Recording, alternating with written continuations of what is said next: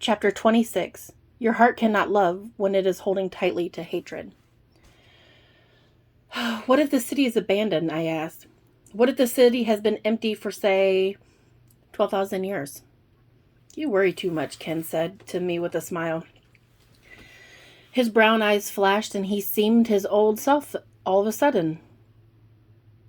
We'll eat snow until we find the dig site. I've got GPS, remember? His excited smile was contagious. I felt like things were going better now despite my aching joints, frozen by the rain. I sure hope there are people down here, Barry said. Maybe they'll have clean, dry clothes for us. James looked at him as we continued descending, going down, down, down. And you presume they want to give you their clothes? Are you assuming that they're friendly? Troglodytes? I'm not sure cavemen are known for their benevolence. James made a good point.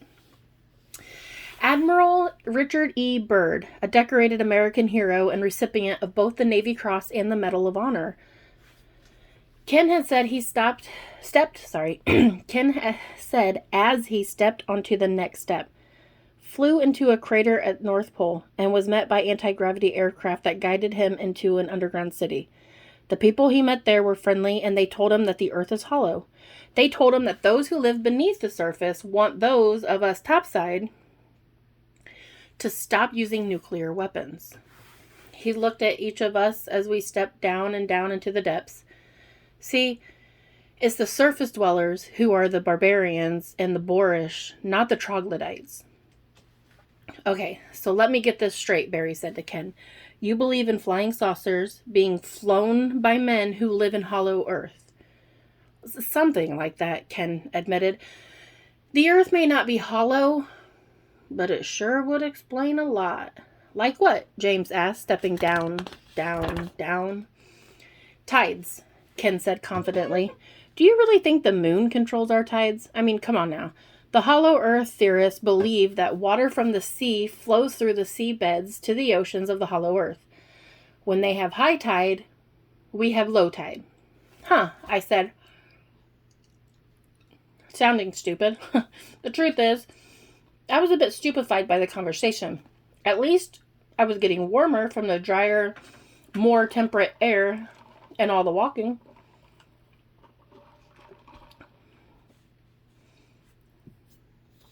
And the continual shift, Ken went on, if everything's solid under our continents and under our oceans, how can there be room for shifting? We all nodded, but had to acknowledge our lack of understanding on the topic. Our land masses, or land masses rising and falling, he continued. For all of this to change on the surface, there must be equivalent changes in the center of the earth. There's no proof of a solid core or of a mantle. Gravity may not be centered at a core made of iron, but located at a certain depth in the globe, pulling everything down from the surface and everything up from the center at the same time. Wrap your heads around that one. We were all deep in thought, going down, down, down, deeper and deeper, formulating theories, postulates, and even more questions in our minds. We were each so lost in thought, looking down at the next step but not really seeing, that none of us noticed the end of the staircase until we abruptly reached it. Startled out of our reveries, we quickly regained awareness of our surroundings and found ourselves face to face with an amazing sight. The walls had opened up and rocks were hewn into columns and pillars, facades such as might appear at Petra. We were met by two silhouettes once again. These men were Goliath in stature, and the light behind them was very tall and bright. Our eyes had not adjusted yet. They did not speak. They just stood as still as statues. For a moment, I thought that they might indeed be statues. So I spoke first. Hello? All right, I thought it was better than God. You speak English, sounded the voice like thunder. We do, Ken said confidently, although he was excited. He was not afraid of these men. His chest swelled. How did you get here? The other giant asked out of the anonymity provided by the backlighting. We fell, James said with a slight chuckle. By accident, Ken said, trying to remain the spokesperson for our group. Are you armed? The first sentry asked. We looked at each other. Eventually, all eyes were on Barry. Oh, the gun, he said sheepishly. I left it with our packs. I didn't want the thing to go off again. It's up on the surface. The two shadows approached now. They were the largest men that I had ever seen, probably 8 feet tall. Their faces were beautiful, but they were stern, serious sentries. Their clothing was strange, like a tight-fitting flight suit. They had clubs in their hands. A mace, James said. Good choice for a man your size. It's like whacking moles from up there, isn't it? He was smiling, but the men did not join him in his merriment. You will come with us or you will perish, the second man said without emotion. Again, we looked to one another. There were no alternatives, of course, but the prospects were looking bleak. The men led us to the illuminated far wall of the cavern and took us through an aperture to a gate made of abalone or maybe pearl, and we entered into a city with, I kid you not, streets of gold. Oh my God, Ken said as his chest filled with excitement and his mind fought to take it all in. That's about right, I said, with a smile that indicated I knew something he did not. This was Alika. I just knew it. Ken's god, Kuvera, built this city. He described it to me in the regressions. We were awe-stricken as we traversed the city's streets. On this side was a small gemstones in mosaic. On that side was a garden of the most robust and colorful fruits. And the people? Here were giants. And there were normal-sized people. Everyone was proportionate. No one had oversized head or wide jaws or wide-set eyes. No one had 6 fingers on one hand and 2 rows of teeth. Everyone was beautiful. The normal-sized people had skin of varying tones. Here, dark-skinned man, and there, a pale-skinned woman. Their hair was black and kinky or blonde and straight, plus every shade and texture in between. I saw mocha skin and olive tones, long flowing locks and short spiky hair. Blue eyes, brown, green, and even golden yellow irises could be found in the spectrum of human life. The giants ranged from 7 feet to 8 feet in height, with the females slightly shorter, and were likewise of various skin tones and hair colors. They were different somehow. Their skin was free of blemishes, and their hair was thinner but healthier. Their eyes were clearer. Pain, I thought. They are free from pain. Soon we were ushered before a man who sat on a mighty throne. The chamber was composed of white marble with gold running between the mighty rock cubes of which it was constructed. The open floor plan and natural airflow created a strange feeling of loneliness and seclusion in the wide open. The lord of this hall was elevated to 10 feet in the air on a pyramid that formed the base of his chair. This placed his feet above the heads of even the giant centurions who had led us to him. He was seated when we arrived, but he stood and took a long stave in one hand and a war club in the other. The gargantuan, bald man raised his hands over his head and he shouted, Alika! His bare chest was only slightly tan, but when he shouted it in this way, his torso filled with streaks of red. He flexed his muscles, and they rippled under his skin. Even his large thighs were red with fury as they protruded from a long and flowing snow-white loincloth. He beat the platform inside his throne with the rod, and his hands simultaneously beat his chest with the fists clutching the club. His yellow irises stared down at us with such intensity that I can't describe it. Although it seemed somewhat comical as I reflect, I was frightened to the bone at the time. He pushed out force whisper that was deafening in its gravity through his tight lips. Ah, la, ka. He finally stopped. He finally sat. English, Your Highness, the senior guard told him. They fell into the unused shaft by accident and descended to the stairs, the second centurion added. English, the ruler said with spite. Ugh, yes, the Europeans do enjoy our mountains. It makes them feel powerful to summit a peak.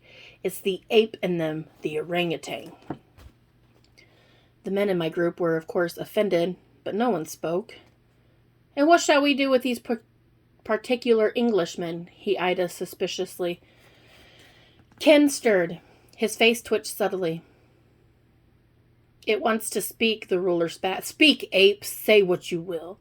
We are peaceful people, Ken said, though he had rehearsed it. We mean you no harm.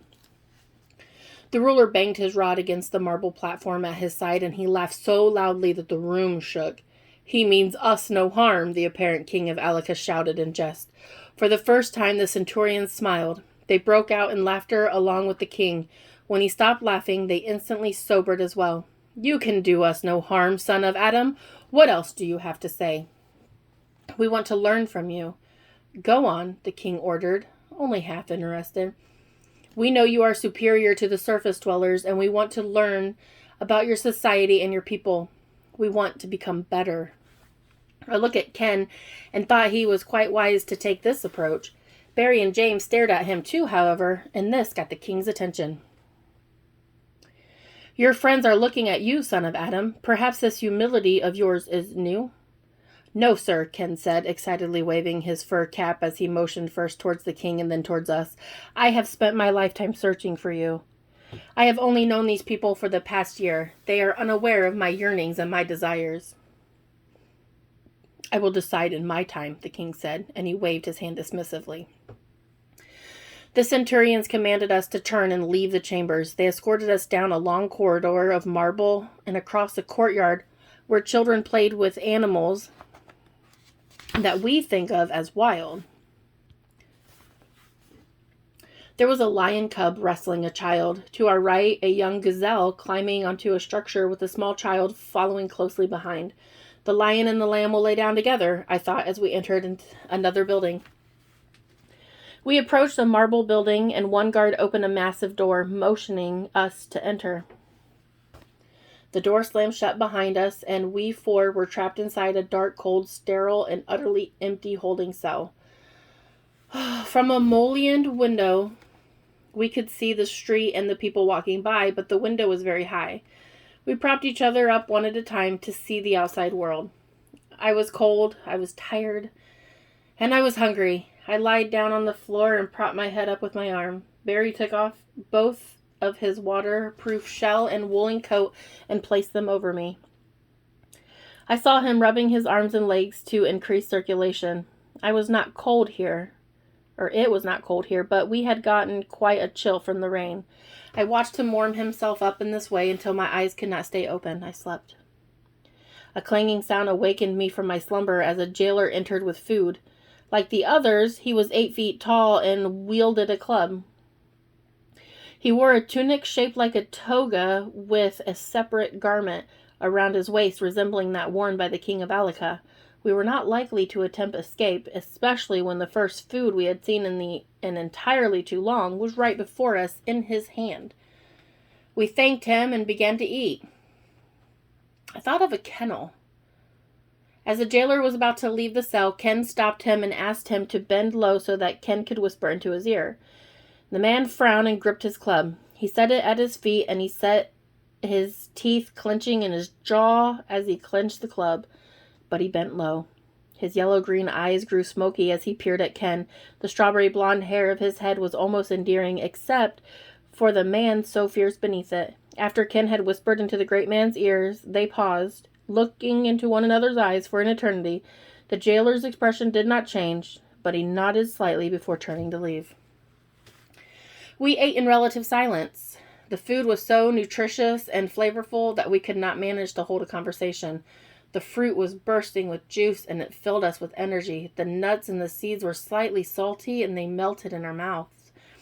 I never had experienced food like this in all my life. When it hit my tongue, it virtually dissolved there, melting and sliding down my throat. I swallowed life itself as I consumed the food. I made a mental note that we ate no meat, and yet the meal was balanced. I felt invigorated, fueled by the vitality of the food that we consumed. My body temperature stabilized, and my clothing felt less and less burdensome. It was drying now, and my body heat was insulated by my clothing. Satisfied, I fell back asleep again and slept soundly all night with Barry's arm over me. The next day was spent inside the cell. I woke with pain in my hip from the hard surface, but felt refreshed just the same.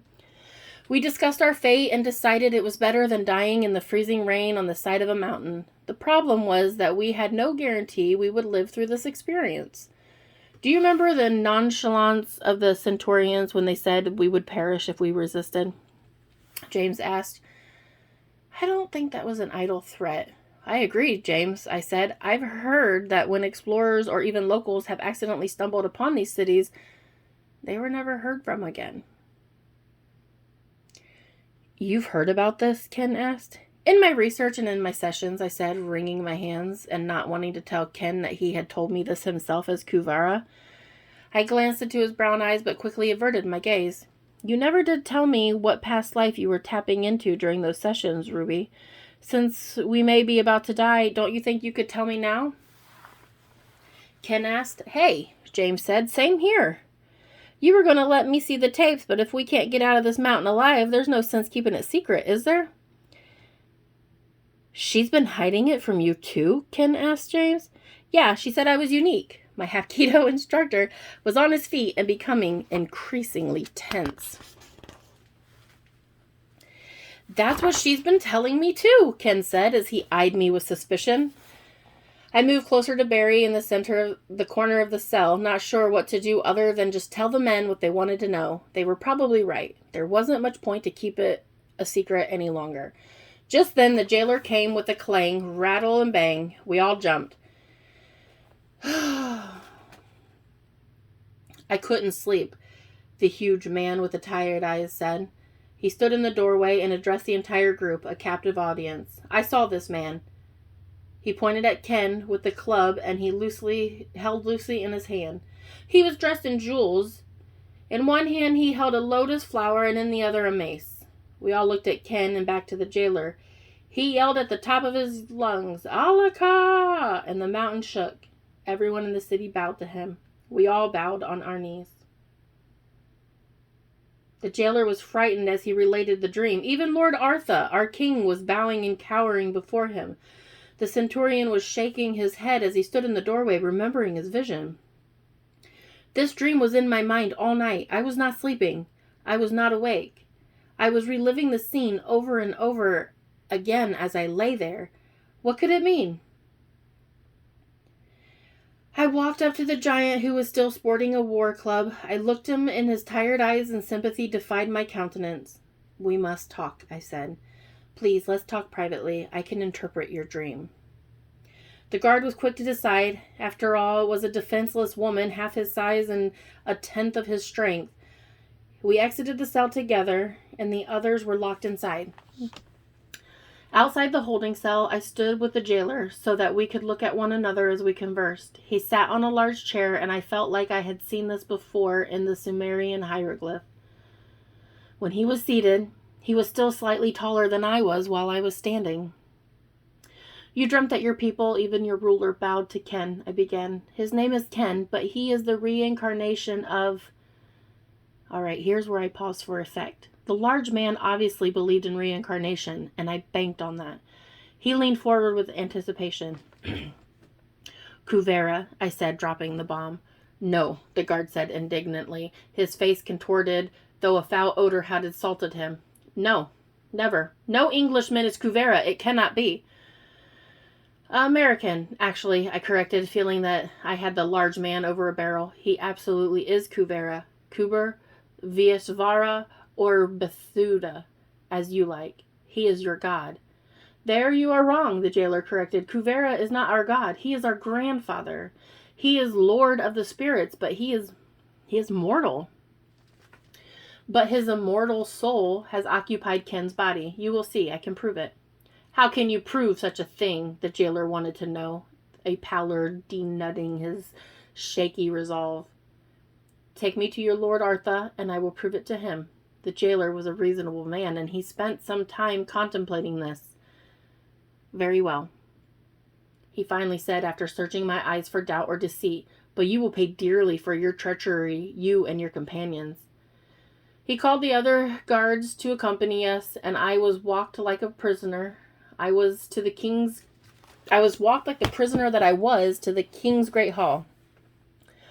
As the four of us approached the pyramid throne, the jailer fell prostrate before the king. Face down, he cried, "Oh, my lord Arthur, I come to you broken. I am not worthy of your presence." "What is this about?" the king asked. Still face down, the jailer spoke the words that had plagued his heart and his mind all night and all day. "I had a terrible dream, Lord Arthur, after the Englishman spoke to me in the holding cell yesterday." "Tell me." "I dreamt that all the people of Alaka bowed down to this foreigner, my lord." The jailer did not lift his blond forehead from the cool marble floor as he spoke. "Why would this thing occur?" the king asked. "He held a lotus and a club, my king, and his voice made the mountain tremble." "What did he say to make the earth quake at the sound of his words?" "He shouted, 'Alaka, my lord and king,'" the frightened jailer said. "Did he?" the king asked as he considered the information. As he stroked his chin, the bicep bulged in his arms. "And what did this Englishman say to you that prompted this dream?" "My lord? What did he say to you yesterday?" the king repeated in patience, frowning and furrowing his brow. He clutched the stave in his mighty hand. "He told me that I was supposed to speak to you on his behalf. He told me that he wanted to live in Alaka for the rest of his days.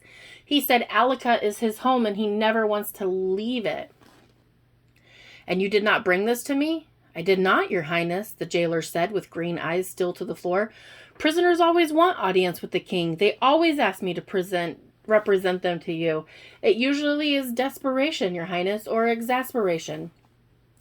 I did not accommodate this foreigner, but his words haunted me. He did not want to escape. He was at home in our city, even as a prisoner." "I see," the king said, as his gaze turned towards me. "So what of the woman?" "Sire," the jailer said, as he slowly and reverently lifted his face towards the elevated throne, "she claims she can prove that he, the foreigner, is the reincarnation of—" His voice trailed off as he was unable to muster the strength. This news would not be well received by the monarch. "Speak up, jailer," the King Arthur had commanded. "The reincarnation of whom?" He looked at the other two guards and added, "My father?" as his laughter filled the chamber and the guards laughed with him. All except the jailer. "Our grandfather, your highness. He is said to be the reincarnation of Grandfather Kuvera." The guard lowered his yellow-green eyes as he spoke the words. This stopped the king's joy in his track, and he scowled. "An Englishman?" "An American," I said. "The worst kind of Englishman," the king sneered, and he sighed as he contemplated the situation. "If he is the reincarnation of Kuvera, I cannot kill him.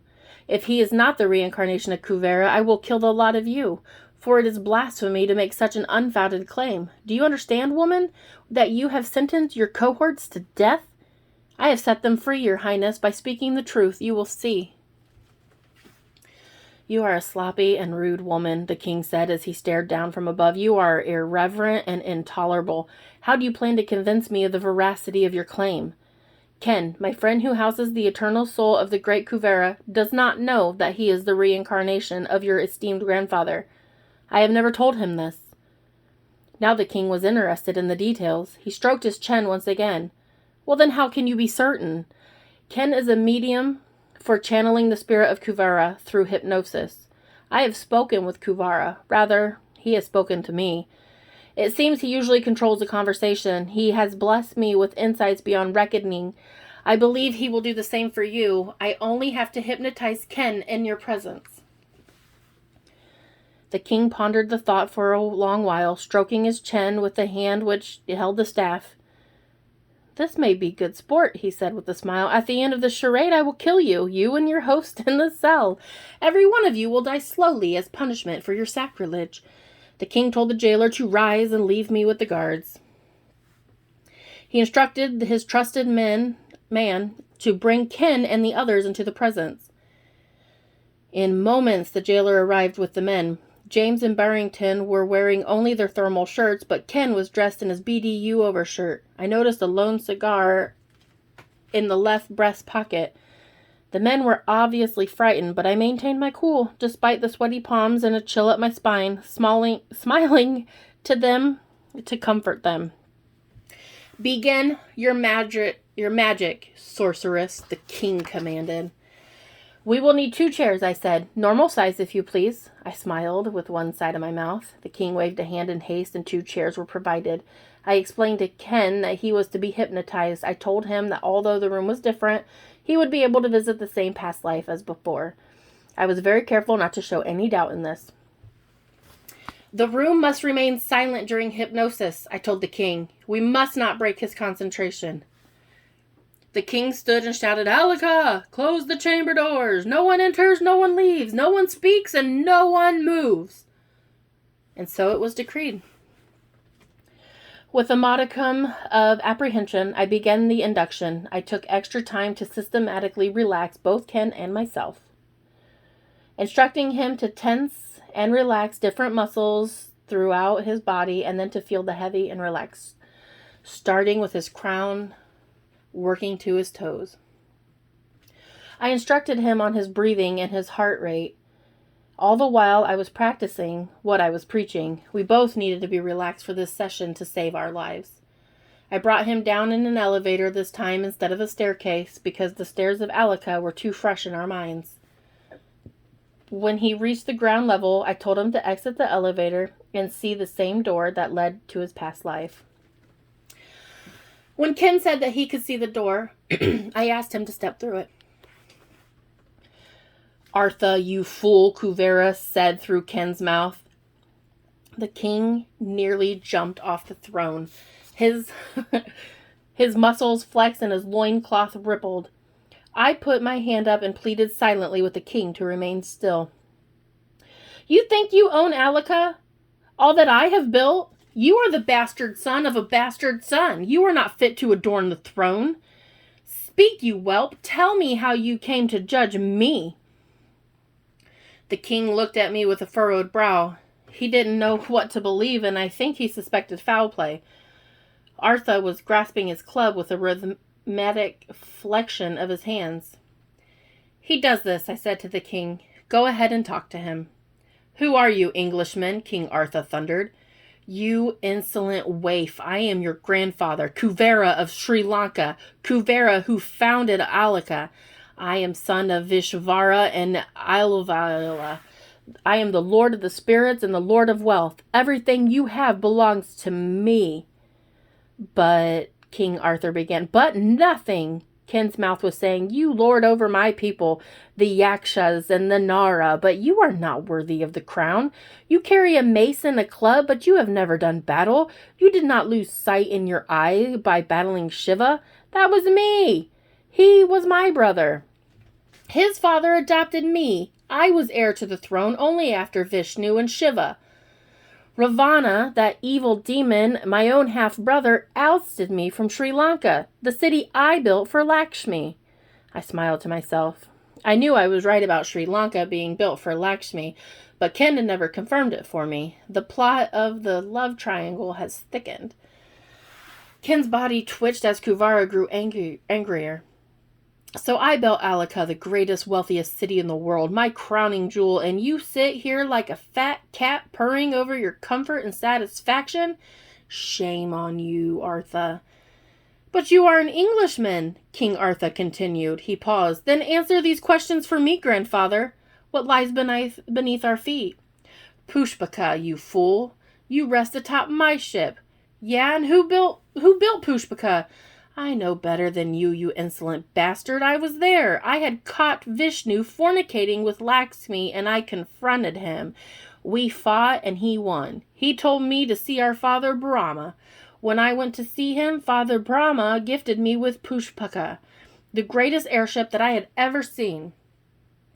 It was the size of a large city. He told me to thank Maya the Maker. It was a work of art and capable interstellar travel."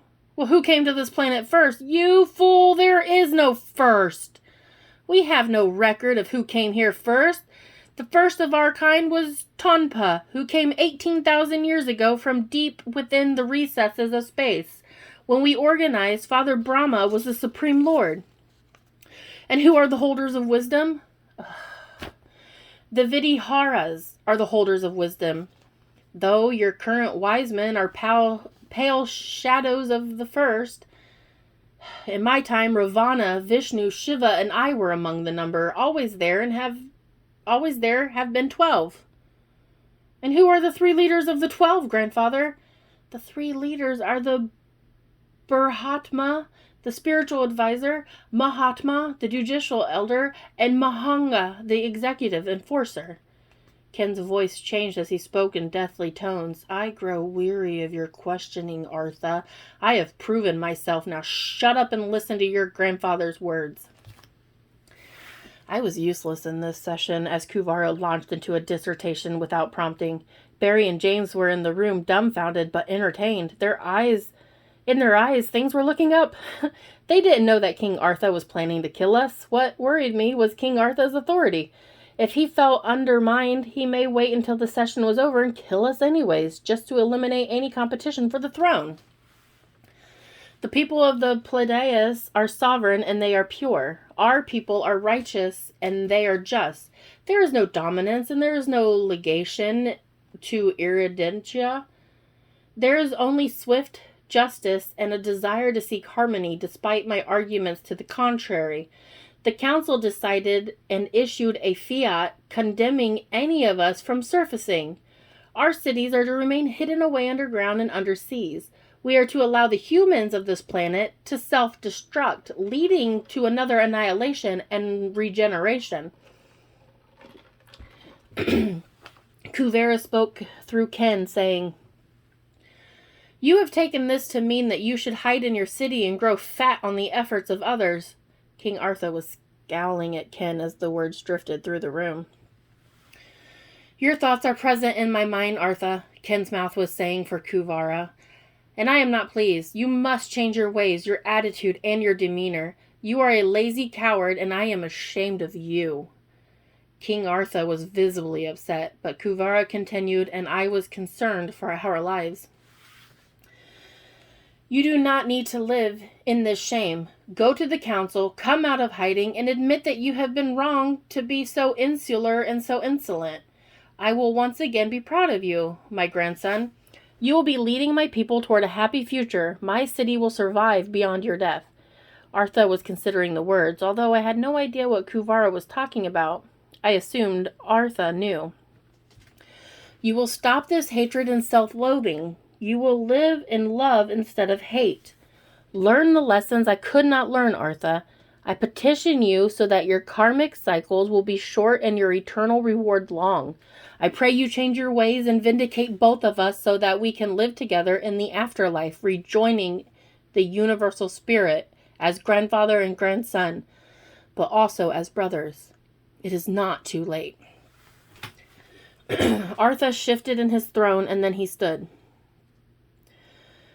He put down weapons that he had been tightly holding, and he descended the steps of the pyramid, sitting on the last step with just a few feet from Ken, and he asked, What shall I do? I was full of contempt for Vishnu, but I learned through this man, Ken, that hatred only bleeds us dry. Obsessions only lead to death.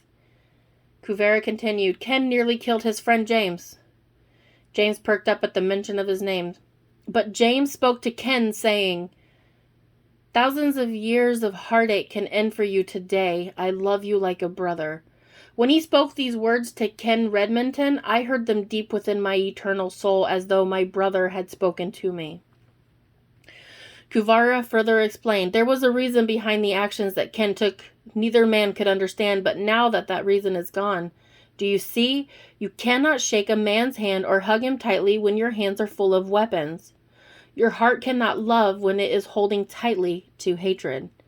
Finally, Kuvara admonished Artha, almost pleading with the king to listen and to take heart. Artha, speak with your daughter. She needs her father. Your people need a leader. That is all I have to say. Artha was fighting back a tear as I looked from Ken to Artha, back to Ken. Kuvara, I asked, where are you? Can you tell me where you are? What do you see? As I suspected, there was no response. I slowly and deliberately brought Ken back to consciousness. Did it work? Did I talk? Ken asked, not yet sensitive to Artha's emotional condition. You spoke, Ken, I told him. Kuvara spoke through you. Kuvara, Ken asked. The Kuvara? You did not know? King Artha asked him, wiping a tear from his cheek.